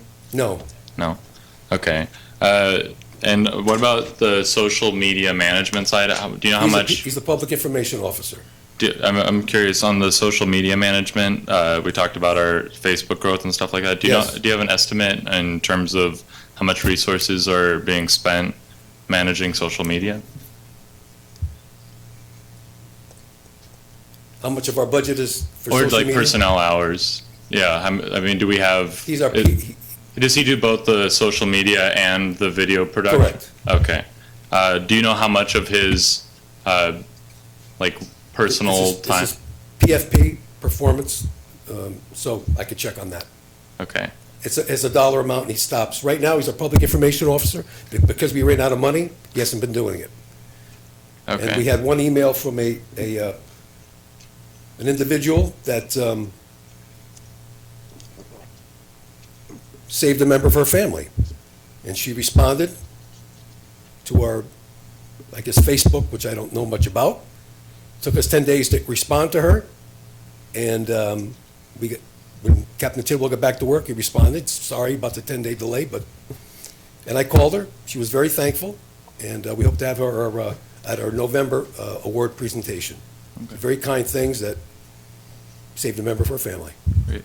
The other day, I think it was about a week ago, I got a call or a text from Nate because there was a arson fire at I'm familiar with it. Yeah. I know you're there. I was wondering, in situations like that, is there coordination between union representation and staff to? Union has nothing to do with it. Okay. Well, in the communications that were directed towards me, Nate was representing the union in his messaging. So I feel like there's a blurry line there that. No, there's not. ideally- It's a I know, Turlock City I- firefighter member. He could be calling you as a union person, but he That's he what I'm didn't call you asking. as a union person. He didn't. No. Well, I don't know about that. Okay, so in this situation, I'm curious as to know, in the situation where he sent me the text and we talked to, and he's coordinating with staff to align their schedules with my own to arrive at the scene, is that union representation working with city staff to do scheduling? I think he's acting as a union member. Okay.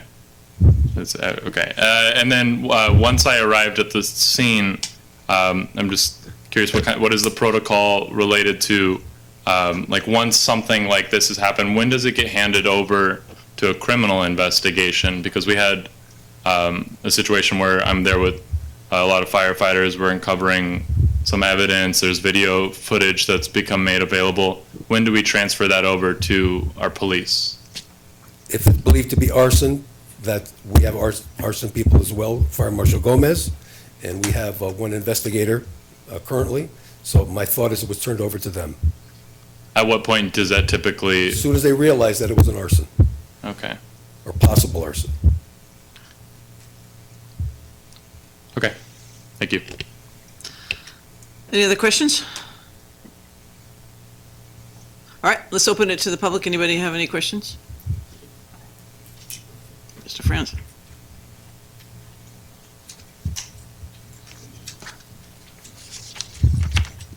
Yeah, I had a question regarding the wildfires, only because it's come up in regards to our budget situation in Turlock and overtime. Could you ask if that wildfire, the chief just said it added like $30,000 into the budget, so almost like it made money, but I haven't got an answer yet to know if it's clearly, does that money cover needed backfilled overtime positions that we have needed, because that triggered a firefighter fatigue here in Turlock, and then to add positions. So I just want to make sure it's not misleading the public that it literally makes us money, and also to clarify how much it truly does cost if we send those firefighters. So thank you.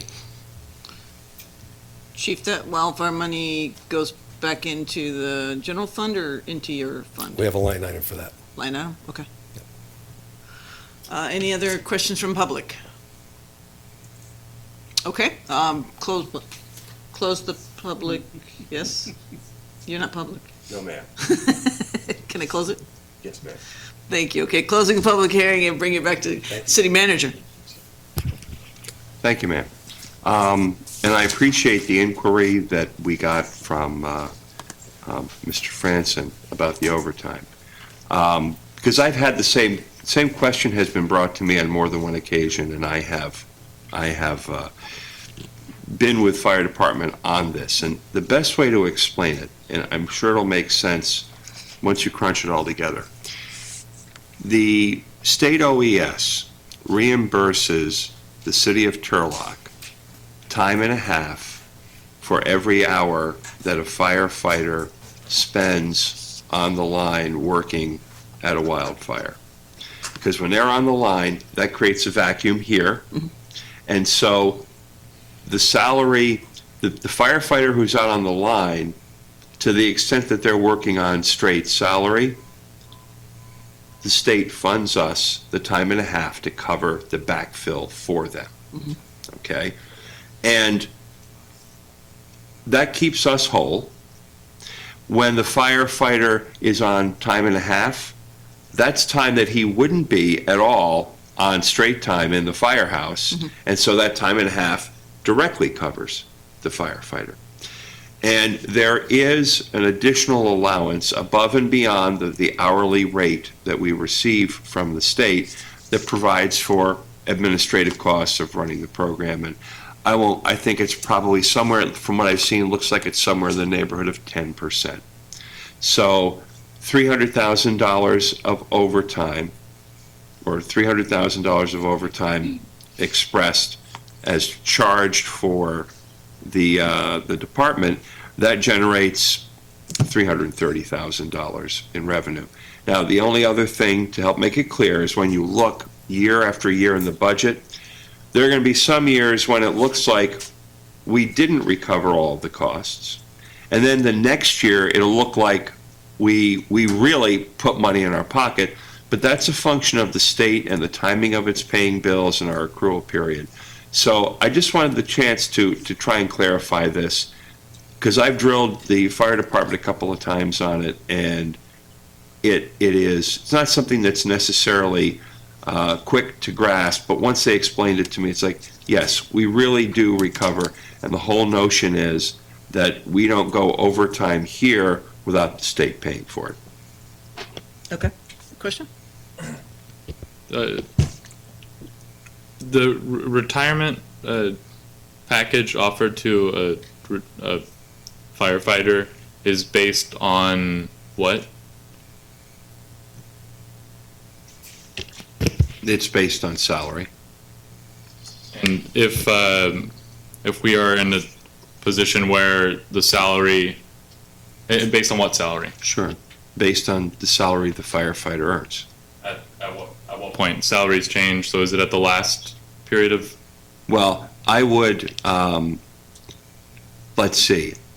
I'm not sure to make the distinction between the classic PERS and the PEPRO era and how that impacts fire and public safety pensions. I would certainly be happy to, if you wanted to discuss pension costs, I'd be happy to invite our administrative services director to come to the microphone. Sure. Kelly, Gerald? thank you.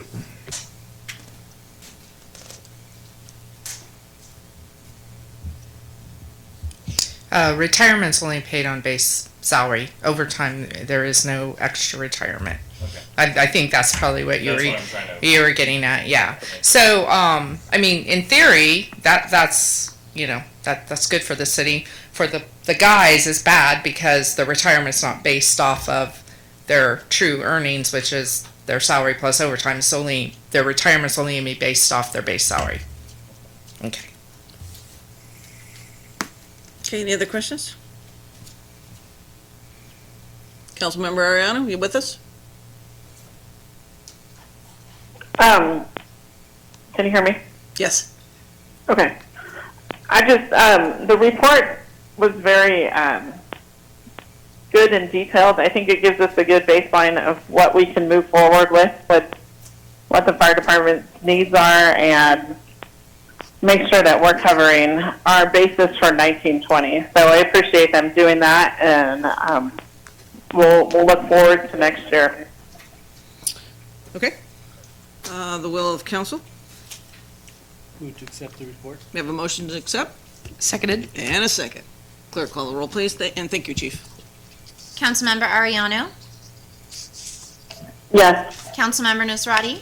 Yes. Councilmember Larson? Yes. Councilmember Esquer? Yes. Mayor Bublak? Yes.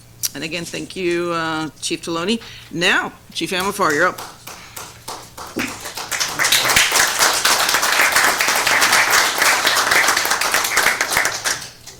Before I go up there, here's the annual report. If you like one, you can follow on the screen.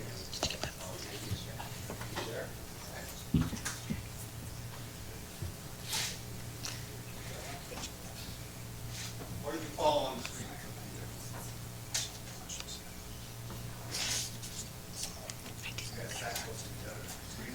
Okay. I just feel like he thinks we singled them out.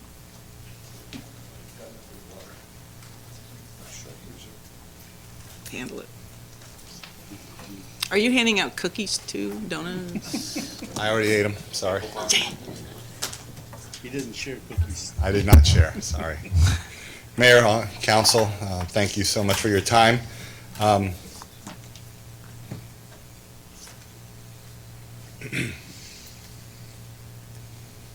Sorry. So before you have the annual report for the Turlock Police Department. It's about 54 pages long, so I will try to hit the highlights of it. It's in front of you, hard copy and also electronically here. Excuse me. So as we go through it, this report was put together by our crime information analyst, who monitors a majority of our annual report and quarterly reports that come in, and that's where we get all the information compiled. Just a little information on that front page. This year, our patrol unit was awarded their Excellence Award. That is the actual award in front of a police unit. So there was a comment, is that a hood ornament? No, it's not. It is an award. Our patrol unit worked very hard for that. So we start with our first page. Our mission values are located on there, and it's available to you as you go through it. You'll have your table of contents. This is pretty much set up as a catalog of information. A lot of work went into it. Your next page is going to be my message to our community. I'm not going to read it. I'm going to leave that for you to read. We have included several pages in there. You'll see the chief's office consists of myself and my administrative executive assistant and her assistant, along with some volunteers that we work out of the chief's office. Our next couple of pages will be our year in review. We've got pictures for every month, things going on within our community outreach and other things that we have going on in the police department. You know, every November I like to do my pre-Thanksgiving, getting everybody ready. But there's a lot of outreach internally also with our police department. Going to 2018 by the numbers, you'll see in this whole report that we will break down numbers for you. Dispatch calls received, you can look at it in the upper right-hand corner, is 131,711 calls received. And of those, 32,000 approximately were 911. That's about 89 per day. a lot of calls. Patrol officers handled 45,773 self-initiated calls. That's where the officers go out and conduct extra patrols or make contact of individuals who may or may not be committing a crime but appear suspicious in nature. Traffic, etc. So patrol officers were dispatched to a total of 47,000 calls, roughly. Out of that, for the year, we've had 3,774 arrests, 210 drunk drivers. As you can see, the numbers continue to grow. And with that, I'm going to just keep moving along. If you see something in here that you want me to specifically address, please let me know. Otherwise, 54 pages is going to take me a little while, so I'm going to try to go quickly. As we progress through, that's the organizational chart for those individuals who don't know how the police department is run. We are currently running under 2 divisions. The police department this size should be 3 divisions, but that was an act that was taken quite some time ago where we had to reduce. So, but currently that's our breakdown of divisions. You'll notice underneath each one you will see numbers, and then next to that would be a red number. If you can look into the legend, blue is the allocated number, red is that it's not filled. Moving on to patrol operations, that's Captain Pacheco smiling. We'll move right along, and there's the breakdown of our calls, the calls I just told you about, dispatched calls and self-initiated calls, and we break them down into specific percentages and numbers. I'm not going to go through all of them, but you can see them there. Our traffic safety unit, I'm very impressed with. 2 traffic officers and a sergeant not only handle all the traffic issues going on within the city, and there are numerous, but they also handle your parades, your DUIs, your major accident investigations. They're specially trained individuals, and we have other officers that do it on a collateral basis. But you can look at some of the statistics, and you can see that reportable collisions have dropped by 9%. Fatalities, unfortunately, have a 400% increase. And with that, you will see the number of citations drop drastically because they're on the major accident investigation team. So you're talking days and days of investigations. So moving on, our school resource officer program is cannot be topped. I'll let the school answer any of your questions in regards to how we're doing. I think it's one of the shining examples of how law enforcement gets back to the roots of understanding our kids and our kids understanding the law enforcement officers. The next page is if you look at the bottom lower left corner picture, we're getting the 2 school resource officers ready for their first day of school. The helicopter is our every 15 minutes program that we have brought to Stanislaus County. Sorry, that was 5 minutes. I'm trying to go fast. I had to time myself because I talk too much. But every 15 minutes program is a huge program that's been in the county for over 19 years. Police department brought it here under a drug grant program, and it has excelled and spread throughout the county. So very proud of that. Our dispatch center, I think all of us know that. That's when you call 911 or you call 668-1200. These are the ladies that are sitting there that handle all the intake calls, handle all the communications from law enforcement, dispatch fire calls, and work with the fire department and multiple other fire agencies. So as you can see, they are a group of dedicated individuals, and we just had dispatch communications week that we honored them. Our bike patrol unit is a collateral unit. You'll see our newest addition. I got to ride it around at our homeless engagement event we had out here. Those are those 3-wheel I call them chariots. They're fun.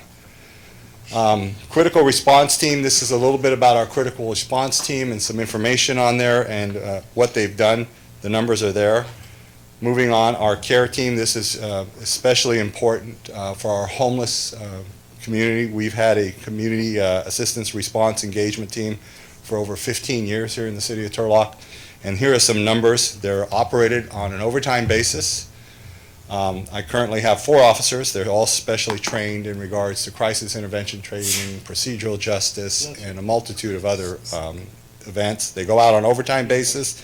They work with community paramedic, and they work with Stanislaus County Behavioral. And we actually go out, make contact. We keep track of individuals that we can identify and provide them the services they need, whether it's mental health services, whether it's addiction services. And we get to know them, and there's some trust built. So we've had a lot of success stories, but out of that you can see for the year based on overtime. It's 122 subjects were contacted with 48 hours of overtime. Our honor guard, I'm sorry, did I miss my animal services? Oh, it skipped the animal services. Animal services is the next page, and right there we go. Honor guard is extremely important for us. Our honor guard is 5 individuals, and they travel around the basis of the county area, Sacramento County, but we don't send them any farther than that unless we have funds available. And quite often we have the Peace Officer Memorial Group who provides funding to send them to Washington, D.C. It doesn't cost the city anything. As a matter of fact, their uniforms were all purchased by the Peace Officer Memorial Group. So with that... Chief, can you hold on one second? Councilmember Arellano got cut off. Can you call her back in? Is it? I think she nodded off. Hello? Councilmember Ariano? I'm here. Thank you. We have you back on the line. Thank you. Sorry. It's okay, moving the animal services. Our animal services unit does an amazing job providing services to the city of Turlock in regards to not only taking care of strays and animals that are brought in, but also assisting citizens and making sure that our community is safe from dogs, dog bites, licensing, and rabies vaccination, etc. Crime prevention, we have a crime prevention unit. Our crime prevention specialist is Michelle Backeroff. This is our community academy. On the bottom, we have approximately 25 graduates this year. Along with the crime prevention unit, she does quite a few other things. Our National Night Out, huge success. We've done every year for the last 10 years. We've actually received quite a few rewards for that. Blue Santa program, again, a huge program that has benefited hundreds and hundreds of kids and families. We've taken in $45,000 worth of donations, and I can tell you this last Christmas I spent 6 hours just on one day handing out gifts, so they've done a great job. We move on to our volunteer program. We have one of the best volunteer programs in the county, I would say. They're very dedicated. Our RAD program, that's Rape Aggression Defense Training, that for the ladies that are watching, we have the program available. We work hand in hand with CSUS University Police Department. It's free, so keep your eyes on Facebook. When it pops up, register fast because it goes fast. Our canine unit consists of 2 dogs, Varric and Kaiser. You may know that Varric has a form of cancer. He's doing well right now, but they do an outstanding job for us. And moving on, we have our Explorer unit. Our Explorer unit has gone from 6 to approximately 25 Explorers. Captain Williams is an example of that program. He was an Explorer here.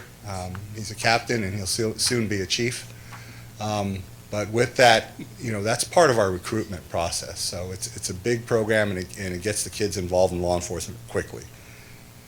Our recruitment team, we had the first recruitment ever at the police department where we publicized it. We had over 200-300 people show up for it. It was a great opportunity. And out of that, we were able to get the 4 individuals that graduated the academy, and I have 4 more waiting to go in the next one. Speaking of Captain Williams, that's his smiley face right there. He has a special operations unit. Those are the detectives underneath. They do an outstanding job for this city and this county. They're asked on numerous occasions to fill in for other agencies on a regular basis. The Special Investigations Unit is the unit that's been comprised of 4 detectives, actually 5 detectives, with 1 working with the FBI.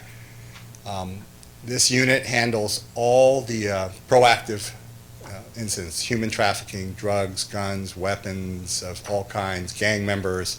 So they're completely proactive and not reactive. So they're always conducting investigations. Records, professional standards, that's our PIO. It's only 1 office, 1 sergeant in there now. We don't have the PIO, so he's covering all of it. And he also does all of the internal affairs, all of the training. He's also in charge of all the permitting. He handles all the ABC alcohol licensing, liaisons, etc. Moving on, Part 1 crime stats, that's our records unit. They're the ones that compile all the statistics that are required to report to the FBI and Department of Justice. You'll see our Part 1 crimes. Every month you get a report of where we are. With the Part 1 crimes, our crime analyst has put together charts in the book that you can look at. You'll see what we did in 2018, but you'll also see the 5-year average. The red line is the 5-year average. That's where you get the best information. I'm going to go right through those. We go straight to our cadets and our crime analyst again. So you'll see our cadet program. Once again, that's a program for our college students. They're required to have 6 college units attending at all time minimally. And the whole intent is to support them in their law enforcement career endeavors and get them hired on here. On the bottom, that is Deandra Wiley. She is the one that did this. On top of doing a crime analyst and crunching the numbers and putting together other reports, every month you see them. She also did this. She also monitors our Facebook and Instagram. You can see the numbers on there. I also monitor it, so we have we try to be responsive to everyone within minimum. You'll have me responding at midnight, so I think I'm addicted to it. But anyway, Facebook, you'll see we're up to 12,000. YouTube is the biggest jump we've had, 411%. We're at 38,900 views. I think it's a big deal with social media. It's the way that we can stay connected. It's the way that we can communicate immediately, and we need to be doing it. We need to be giving the information out as quickly as possible and as accurately as possible. But I'm nowhere near Mr. Franzen, so we're working. We're working to get there.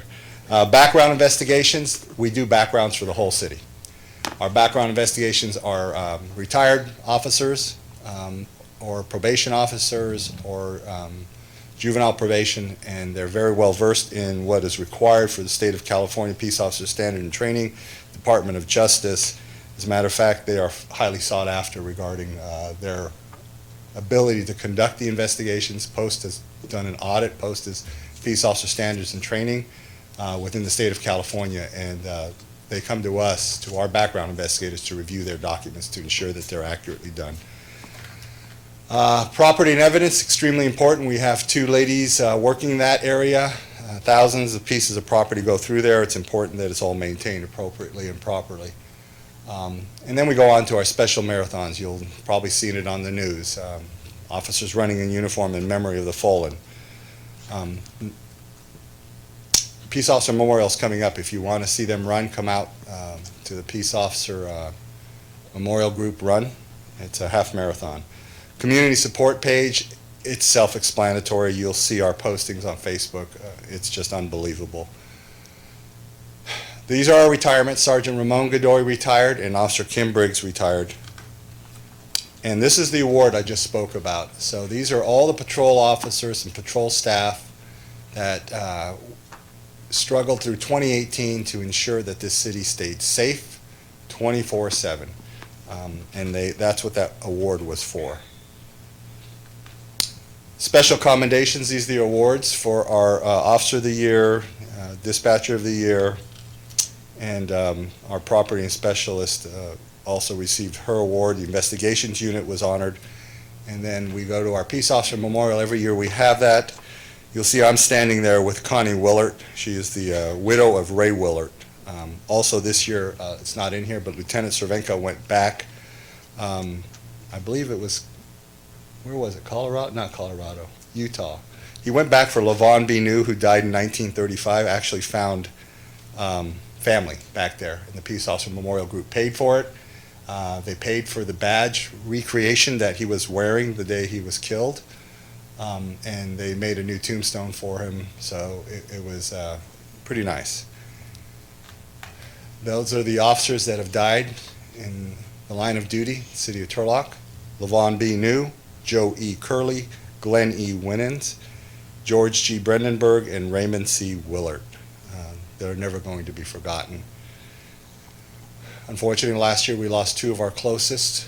Tony Hinesrosa died last year, Stanislaus County Sheriff's Department, and our own Ron Singh from Newman PD worked with Turlock Police Department as a cadet and animal control, and he wanted to be a police officer here.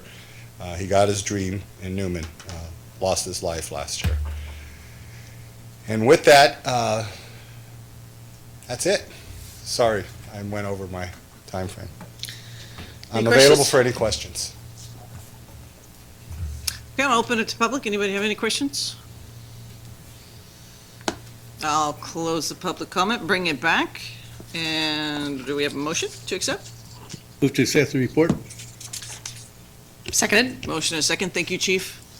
Call the roll. I don't know how to Council- shut it off. Councilmember Ariano? Yes. Councilmember Nusrati? Yes. Councilmember Larson? Yes. Councilmember Esquer? Yes. Mayor Bublak? Yes, passes 5-0. All right, staff updates. We have no administrative services, development services, none. Fire department's written update is included in the packet. None for municipal services, none for parks, recreation, and public facilities. And the public safety briefing, police's update is included in the packet as well. City manager comments. Thank you, Madam Mayor. I just wanted to take a moment to share with folks that I'll be attending the Stand Against Hate rally as a representative of the city of Turlock in coordination with my service on the Joint Task Force on Diversity and Inclusion. This will be open to the public Wednesday, April 24th, 6 p.m. in the Pittman High School gym. And again, it's under the auspices of the City and University Joint Task Force. I think the host tomorrow will be Representative Harder. I expect Chief Emerfar will be there on the program. We'll have representatives, representative of the city, representatives of Assemblyman Flora, the organization El Concilio, the Assyrian community, the Sikh community, the NAACP, and international students from Turlock High School. So I invite folks to join us there for comments and for a chance to express solidarity to people in the city in the face of those who would drive us apart. Thank you, Madam Mayor. Thank you. Matters too late for the agenda? Either of you two? Nothing? Council items for future consideration? And council comments? I only have one because my other two were taken by Supervisor Kaiser and Mr. Lawton for the event tomorrow. But the other one is a couple of us, I know Gail for sure, will be attending a legislative advocation day tomorrow in Sacramento, talking to our local legislators about things that are really important to us and some bills that are going to affect the local city, and we'll be able to hopefully come back with a really positive report and some great conversations. Anybody else? Just as mentioned, we care, having some financial issues. I'm working with some residents out there that are interested in putting together some fundraisers. I know that we got to get the grants, but it'd be good to rally the community and find a way to help support one of the organizations that we know is doing a great job here. Anything, council member Ariano? Nope, I'm good, thanks. Okay, I have just a couple. I didn't have enough time to change my tomorrow, so I won't be able to attend. I have both economic development and then LAFCO, so I'm sure you guys will represent. I would like a little bit more notice. It was kind of tough to fit that in. I will be, as Supervisor Kaiser said, I'll be out at 12:30 tomorrow with the congressman and him talking about water, and a bill that the congressman's co-signed, so hopefully we can get something going on that. Also, I met with downtown properties and some of the advocates and homeless, and so they'll be going out tomorrow, but I hope that there'll be some of you that will join me on Friday to be announced, but at 11 o'clock, we're going to go out and help them clean up trash and show them that we won't ask anything of you that we wouldn't do, and so I'd love some support there. I'll let you know if you're interested where it'll be, but tomorrow they're meeting at 10 at the Chamber Park there, so, and that's about it. Anybody? Okay, so With that, we have nothing left for closed session, correct? All right, then, Move to adjourn. and a second? Second. All in favor, say? Not this time. Aye. Thank you. Bye, Becky. Bye, thanks. Take a nap. Well done.